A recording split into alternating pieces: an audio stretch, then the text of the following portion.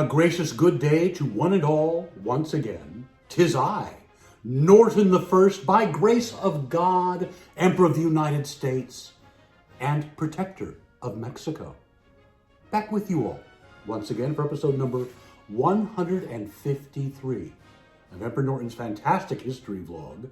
Today is October 13, 2020, our 211th day under COVID-19 restrictions. So first of all, we'd like to put out a welcome to all of our new podcast listeners. We are on Spotify and numerous other podcasting platforms, so we welcome you all. Also, you may have noticed some things look a little bit different today. The camera's a little bit further back, and we have these beautiful backgrounds and improved audio. There's a new microphone. So we got green screen technology, all that stuff. We're in the 20th century now. And that's all thanks to our generous donors. So those of you who have donated, thank you very much. You've made all this possible. And we will be talking about how to make a donation at the end of the vlog and podcast today. Other news, tours are returning. For those of you who may not know, we were a tour guide before this whole COVID pandemic happened, and we've been on hiatus since March. So we are returning on November 7th, 11 a.m. Tours are going to be on Saturdays only. Emperor Norton's fantastic San Francisco time machine. Go to emperornortontour.com to sign up. Hit the book now button. Love to see you on a tour, but social distancing is required, masks are required, and groups can be no more than 10 people. And that's due to city guidelines, which we will definitely comply with. Yes, indeed. There will be no show tomorrow. We'll have to take tomorrow off due to imperial business. And there will be no shows at the end of October. That whole last week of October. We'll be returning in the first week of November with our once a week show, which is what we'll be doing from now on. That'll be on Wednesdays, maybe sometimes Thursdays, but generally on Wednesdays. We'll be doing this show, and then on Sundays, we're going to do the show that we normally do with the Countess. So please check that out. And it's going to be a longer show, sort of like what we're doing today, because we're covering 4 days today. We'll be covering 7 in the new show. And instead of looking back at history, we'll be looking forward. So you'll find out what's coming up. We think that's better information for you. Well, I think we covered everything we need to cover here. Yes, indeed we did. So let us begin with our national days. Starting with October 9th, it was National Chess Day, Curious Events Day, Moldy Cheese Day. I don't know why anyone would have a day to celebrate moldy cheese, but well, unless we're talking about blue cheese or Roquefort or Gorgonzola, that's a whole different matter. And World Egg Day. I love my little eggies. John Waters fans will understand what I meant. Moving on to the 10th of October, World Mental Health Day. I missed it. National Angel Food Cake Day. That sounds yummy. International Stage Managers Appreciation Day. Having been a stage manager myself, it's nice to be appreciated. Stacy Marshall, one of our most avid viewers, was also a stage manager, might still be occasionally, I think. So this day is for you. The 11th of October was National Coming Out Day. I have something to tell you. Moving on to the 12th of October, National Gumbo Day. I used to make about 500 gallons of that in my cooking career, but that's a whole other story. Indigenous Peoples Day. Canadian Thanksgiving and National Kick Butt Day. Well, I think we need to kick some butts, so go out and kick some butt. Well, that was yesterday. Don't do it today. You might get in trouble. The 13th, today, is No Bra Day, and I'm not wearing one. And National M&M Day. That sounds good. Yes. Well, let's move on to Florida Man. We have 2 this time. Couldn't decide which one was better. Starting off with the 11th of October, Florida man's mugshot hits viral status after arrest. don't normally run a picture with Florida Man, but this one's pretty incredible. And let's see, what's the other one? Oh yes, on the 12th, Florida Man arrested after praising the Lord while highway surfing his Cadillac. The 70-year-old said he'd rather go to jail than go back home to his supposedly demanding wife. That's Florida Man for you. For our San Francisco history segments today, we rely once again, as we so often do, on John Ralston's wonderful book, This Date in San Francisco. Because on October 11, 1972, the House of Representatives approves the Golden Gate National Recreation Area. In 1776, Father Pedro Font Boulevard here in San Francisco is named for him, chaplain of the Second Anza Expedition, stood on the bluffs above what we would be called the Golden Gate and wrote in his diary that although he saw many good sights and beautiful country, he saw none that pleased him so much as this. On a Sunday in 1947, Edgar Wayburn, MD, was hiking the hills that Font had admired 170 some years earlier. Dr. Wayburn was trained at the University of California Medical Center, was an avid hiker and backpacker. In his autobiography, he wrote, "Simply put, I feel that protecting wilderness is absolutely necessary. Whenever we encroach on the natural world, we crop the boundaries of our own existence as humans, cut off our fields of solace and sensation. In preserving wilderness, we not only recognize our place in the chain of life, but we also invite ourselves to reach, to explore, to wonder, and to make a difference." In 1964, Wayburn found his greatest ally for preserving the areas around San Francisco in San Francisco Congressman Phil Burton, elected that February. They were an odd couple. Wayburn, the diplomatic Southerner who backpacked and slept under the stars. Burton, temperamental and aggressive, who ate, drank, and smoked excessively, ran roughshod over others to pass legislation, had probably never seen a hiking trail, but was somehow committed to conservation. In 1971, Wayburn found another ally, Amy Meyer, the San Francisco artist and chairperson, of the Sierra Club's Bay Chapter Conservation Committee.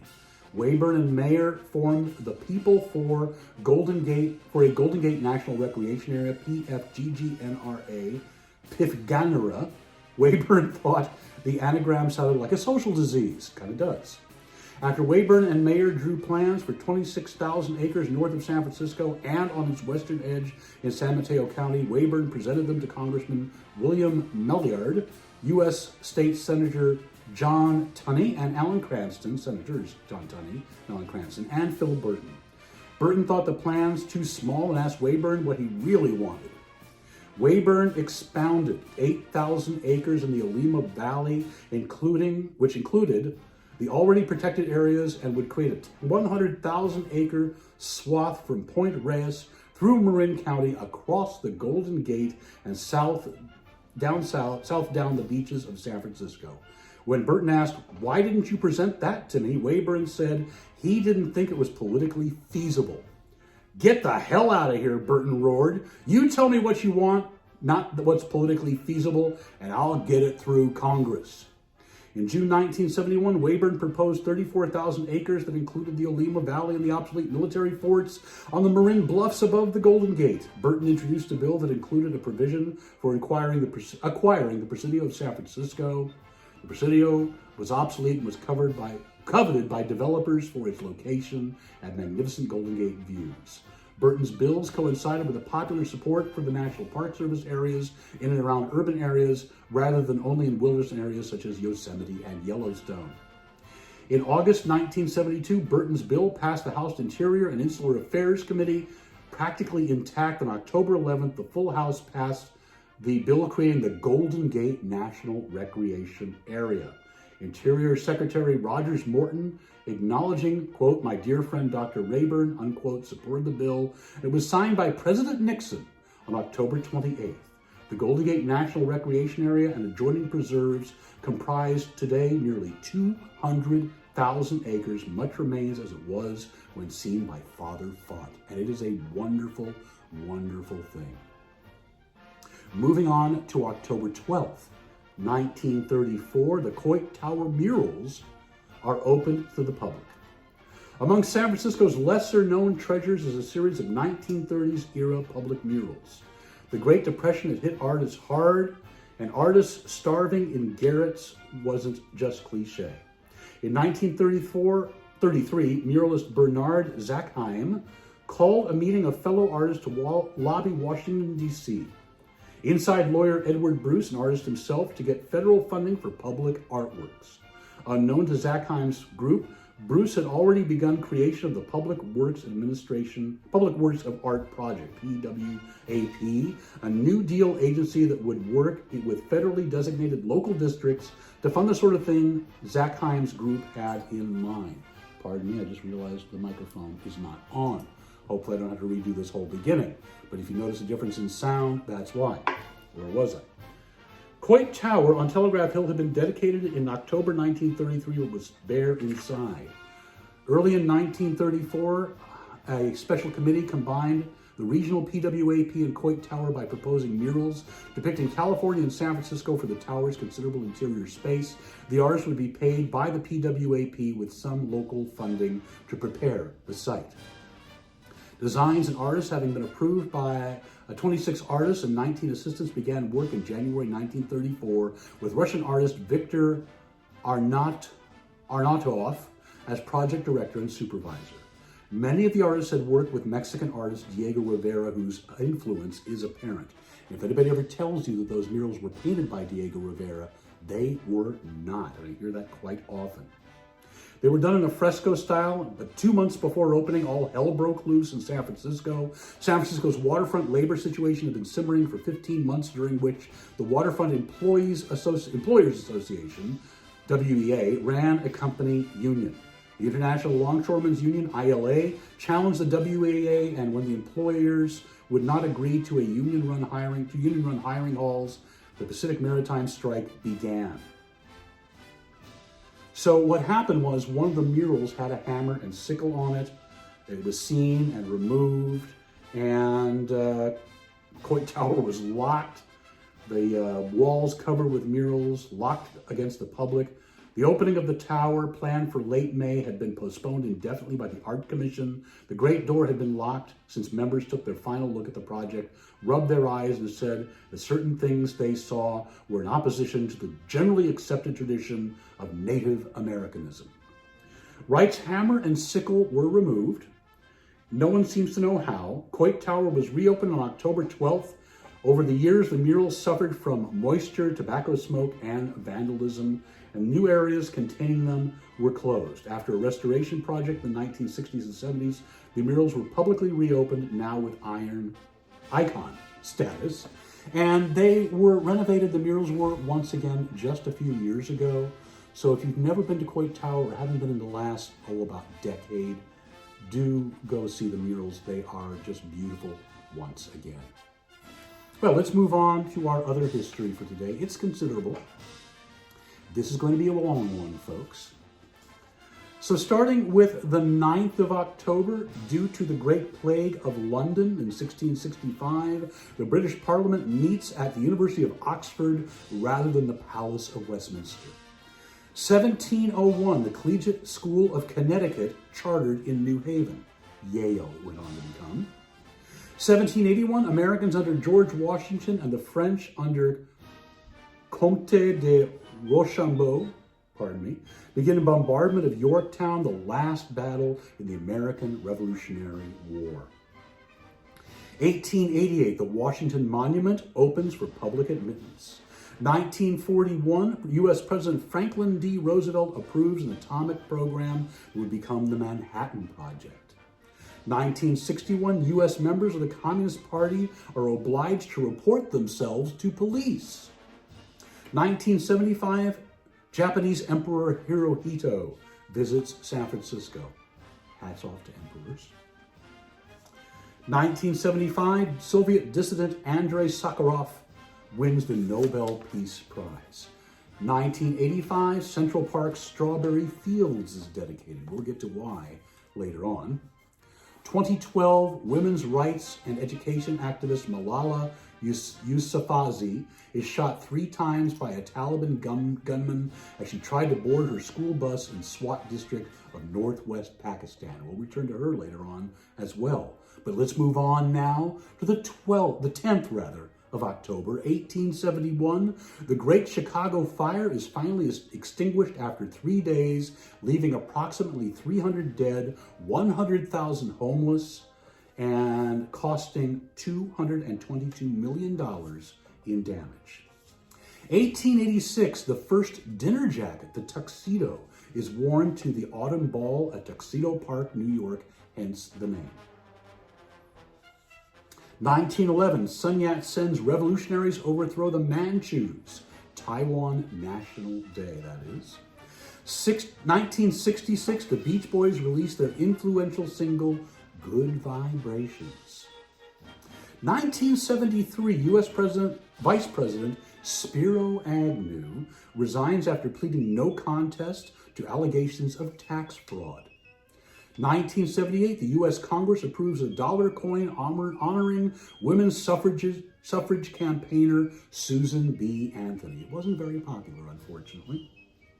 2014, Malala Yousafzai and Kailash Satyarthi win the 2014 Nobel Peace Prize. Moving on to the 11th, 1906. The San Francisco Board of Education orders segregation in separate schools of Japanese, Chinese, and Korean children, sparking a diplomatic crisis. Terrible. 1932, the first political telecast, the Democratic National Committee by CBS. 1945, the Chinese Civil War begins between Kuomintang government led by Chiang Kai-shek and Mao Zedong's Communist Party. It would end 4 years later with Mao's victory. 1962, the Second Vatican Council is convened by Pope John XXIII, cum interdictum quod est in missa Latin. Look it up. 1962, the first appearance by a Gabor sister on the Merv Griffin Show. Ooh, fascinating. 1975, Saturday Night Live, created by Lorne Michaels, premieres on NBC with George Carlin as the first host. So that is what, 45 years? Am I getting that right? Yep, 45 years of Saturday Night Live. Let's move on to the 12th of October. 1165, Jewish rabbi and philosopher Moses ben Maimon, aka Maimonides or the Rambam, reaches Jerusalem into his grave. 1285, 180 Jews refuse baptism in Munich, Germany, and are set on fire. 1859, self-proclaimed Emperor of the United States of America, Emperor Norton issues edict abolishing the U.S. Congress. Who ever heard of such a thing? 1901, Theodore Roosevelt renames the Executive Mansion the White House. 1931, Christ the Redeemer statue opens standing 30 meters high, 98 feet, on top of Mount Corcovado, overlooking Rio de Janeiro, built by engineer Heitor de Silva Costa, the famous statue. 1933, Alcatraz in San Francisco Bay becomes a federal prison unofficially. I'm not really sure what that means. 1960, Soviet leader Nikita Khrushchev bangs his shoe on his desk. I don't have a shoe right now, I used a book. At the UN General Assembly session. 1963, San Francisco's Oakland Bay Bridge. Emperor Norton Bridge, thank you very much, is converted to one way on each deck. It's two-decked, but the bottom deck was originally for key system commuter trains and trucks. When the key system was done away with the construction of BART, it was actually before that. Anyway, they converted the lower deck to outbound traffic. The upper deck is inbound traffic. Everything used to run on the upper deck. Where am I? 1973, U.S. President Richard Nixon nominates Gerald Ford to replace Spiro Agnew as vice president. 1978, Sid Vicious of the Sex Pistols is charged with the murder of girlfriend Nancy Spungen. Sid! 1987, George Harrison releases one of my favorite singles by him, Got My Mind Set on You. Great single. Great video, too, by the way. Moving on to the 13th, 1792, the Old Farmer's Almanac is first published and edited by Robert Thomas. 1792, the cornerstone is laid for the Executive Mansion, the White House, in Washington, D.C. 1881, the revival of the Hebrew language as Eliezer ben Yehuda and friends agree to use Hebrew exclusively in their conversations. It was thought to be a lost language only used for religious services, but now that is the official language of Israel. 1884, Greenwich in London is established as the universal time meridian of longitude. 1947, Kukla, Fran, and Ollie, one of my favorite shows, premieres. 1950, All About Eve, directed by Joseph L. Mankiewicz and starring Bette Davis and Anne Baxter, premieres. It won the Academy Award for Best Picture in 1951. And I think Bette Davis won the Academy Award as well. She certainly should have. And some of that was filmed right here in San Francisco. The theater scenes are, I believe, the Curran. I don't think it was the Geary. I believe it was the Curran. Mark, you know.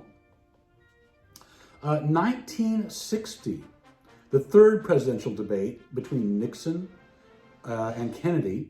Nixon is in Hollywood. Kennedy is in New York. So you see, there is precedent for doing a presidential debate where they're not both in the same location.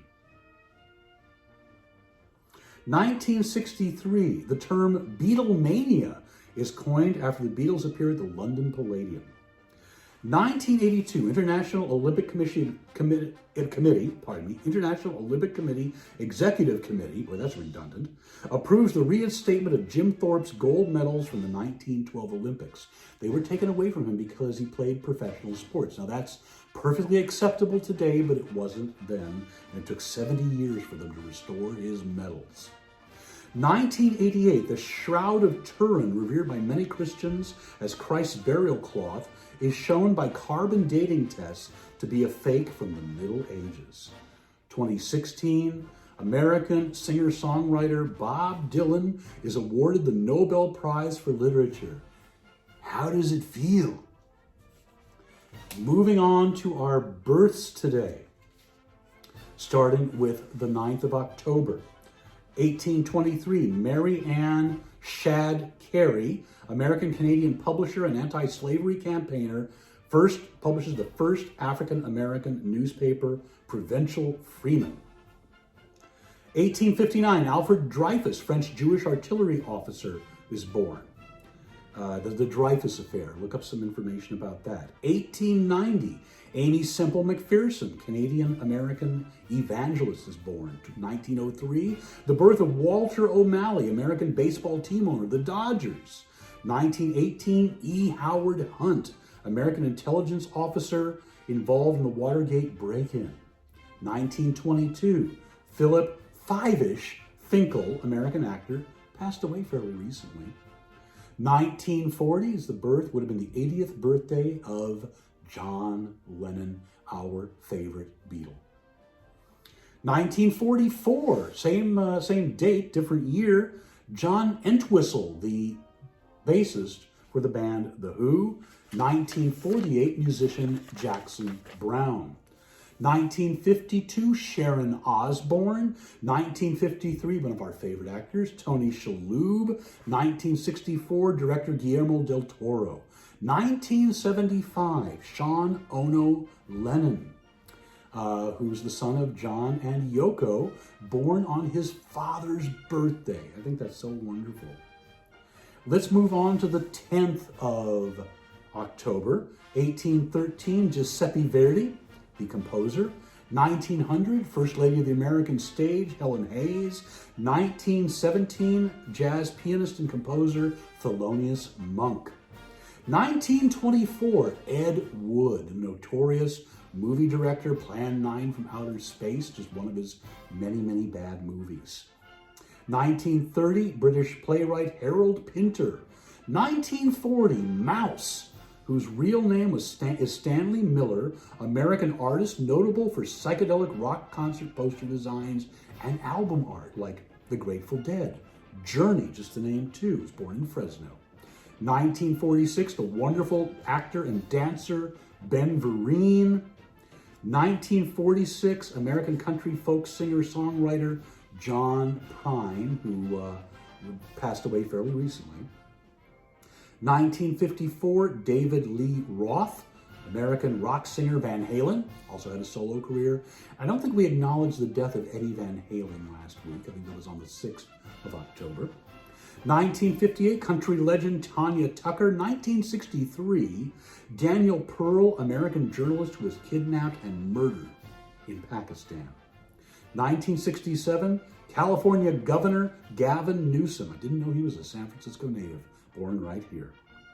Moving on to the 11th, 1844, John Henry Heinz, German-American entrepreneur who founded the prepared food company H.J. Heinz Company, simply known as Heinz now. And don't forget the 57 varieties. So what were the 57 varieties? They weren't anything. They were a number that Heinz chose because he thought it sounded good. I spent years trying to track that down and finally did. 1884, First Lady Eleanor Roosevelt. 1905, Fred Trump, the father of Donald Trump. 1946, Daryl Hall of the band Hall & Oates. 1966, Luke Perry, famous from Beverly Hills 90210, also passed away fairly recently. Let's move on to the 12th of October. 1926, Cesar Pelli, Argentine-American architect. The Salesforce Tower is one of his buildings. Might have been his last, or at least one of his last. 1935, the great Italian operatic tenor Luciano Pavarotti. 1968, Australian actor, singer, and I believe dancer too, Hugh Jackman. Moving on to the 13th of October. 1537, Jane Grey, Queen of England in 1553 for 9 days. 1909, political cartoonist Herb Bloch, real name Herbert Lawrence Bloch, that's how he got the name, Herb Bloch. 1920, actor Nipsey Russell. 1921, another actor, Yves Montand. 1925, the Iron Lady, former British Prime Minister Margaret Thatcher. Also 1925, one of the pioneers of comedy, legendary Lenny Bruce. So he would have been, 95 today. 1936, Cliff Gorman, who portrayed Lenny Bruce in the Broadway production of the play Lenny.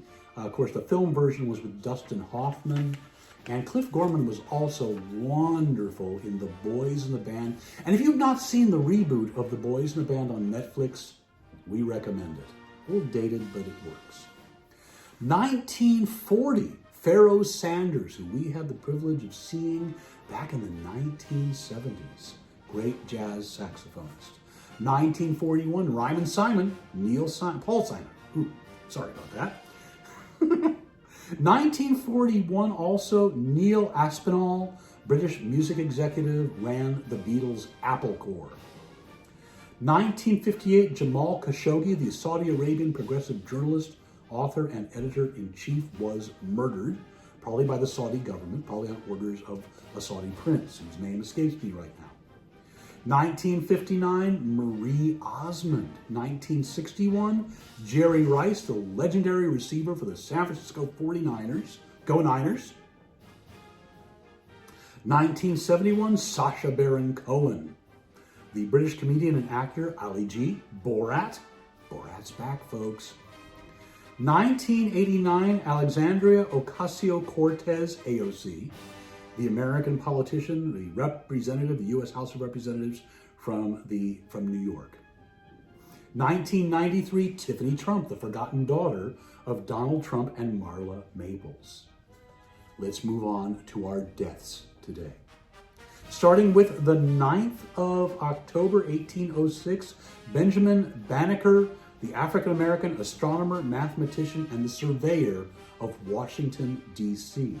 1967, Che Guevara, the Marxist revolutionary, is executed in Bolivia at the age of 39.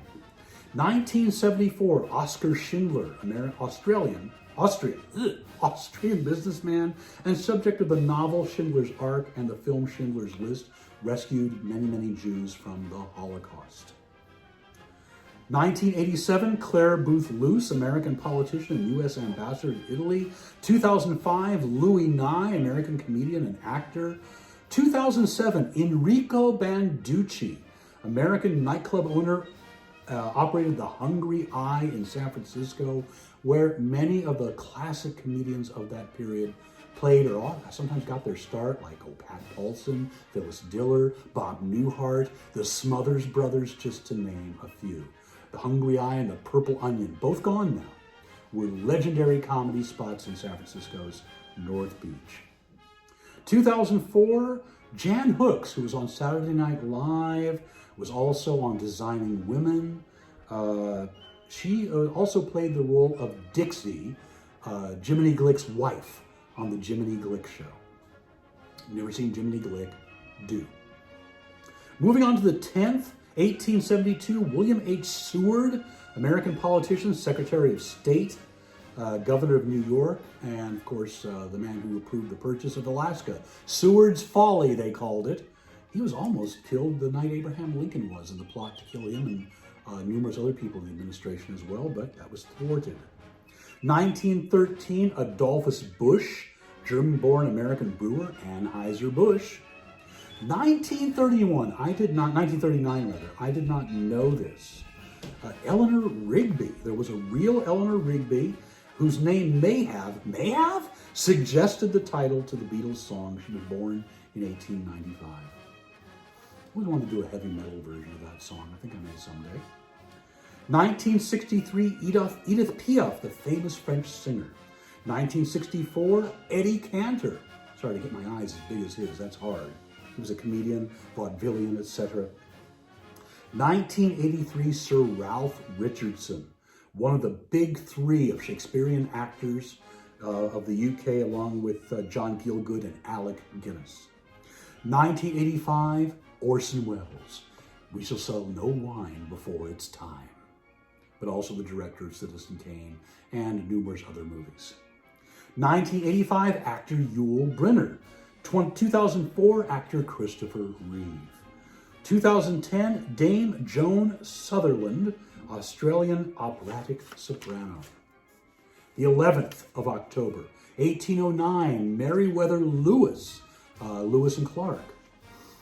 1961, Leonard Chico, or Chico actually is the correct pronunciation, Marx of the Marx Brothers.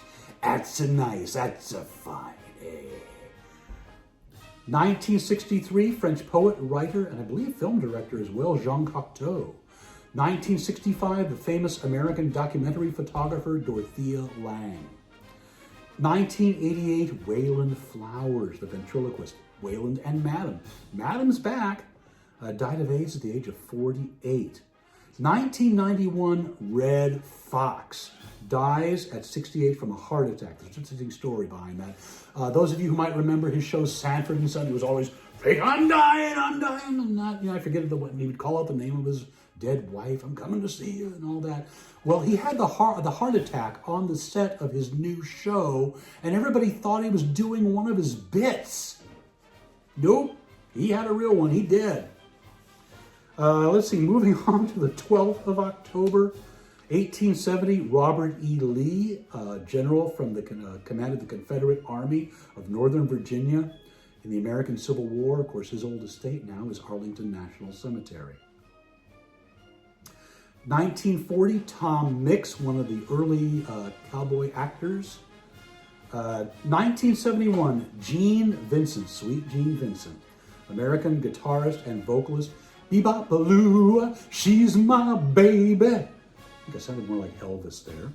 1978, Nancy Spungen, killed by boyfriend Sid Vicious. in New York City, although he had no memory of it. 1985, Johnny Olson, American radio personality and television announcer. You might remember him from The Price is Right. A new car! Yeah. 1985, Ricky Wilson, a guitarist from the B-52s, also passed away of AIDS at the age of 32. 1989, one of my favorites, Jay Ward, American cartoonist, Rocky and Friends, Bullwinkle, George the Jungle, Super Chicken. I would say of all the cartoons I watched as a child, except maybe the Warner Brothers cartoons, the Jay Ward cartoons were the most influential. Hey, Rock, watch me pull a rabbit out of my hat. I know, I shouldn't be doing my imitations unless they're very, very good. 1997, singer, composer John Denver dies in a plane crash. 1998, Matthew Shepard passes away after being beaten and left to die on a fence post. Terrible, terrible crime. 1999, Wilt Chamberlain, Wilt the Stilt, one of the greatest basketball players of all time, Hall of Fame center for the Lakers. 2003, Joan Kroc, American philanthropist and third wife of Ray Kroc, the owner of McDonald's and the San Diego Padres. He was rather right-wing. She wasn't. And when he died and she inherited his fortune, she gave it to a lot of left-wing causes. Right on. 2003, one of the legendary, if not the greatest jockey of all time, Willie Shoemaker. Moving on to the 13th of October, Elsie Segar, in 1938, American cartoonist, the creator of Popeye. 1945, Milton S. Hershey, American chocolate tycoon, Hershey Chocolate. 1966, Clifton Webb, the actor. 1968, Bea Benaderet. She was on the Burns and Allen show. Of course, Petticoat Junction. She died during the run of that, was replaced by, I believe, June Lockhart. She was also the voice of Betty Rubble on the Flintstones. 1974, the great impresario, TV host Ed Sullivan passed away. 2007, Tom Dawes, American rock musician and composer who wrote music for commercial jingles. Plop, plop, fizz, fizz, oh, what a relief it is. That was his. And also 7-Up, the Uncolon was his as well. We will leave you with 2 quotes today. The first one is from Popeye. I am what I am, and that's all that I am. I can't do Popeye's regular voice very well. I can sort of do what he's mumbling, but I can do the laugh. And finally, this quote from John Lennon. Imagine all the people living life in peace. You may say I'm a dreamer, but I'm not the only one. I hope someday you'll join us and the world will be as one. I think we all hope for that, don't we? We miss John tremendously. So, a couple of parting comments. Don't forget, leave a tip. Here's the information for that. For those of you listening on the podcast, we are on Patreon, or if you want to leave a one-time donation, PayPal and Venmo. I'll put the information in the comments for today's vlog. Also, if you'd like more information about the tours that the Countess and I were doing before the pandemic, and we will be starting up again on November 7th, here are the websites for that. So, until we see you again, stay safe, stay healthy. If you go outside, wear a mask. We can't emphasize that enough. It doesn't make you less macho. It proves that you care for your own health and others. Wear a mask.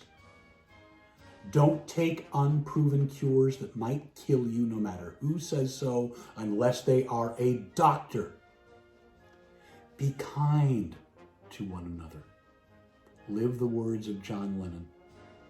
Until we see you again, a gracious good day.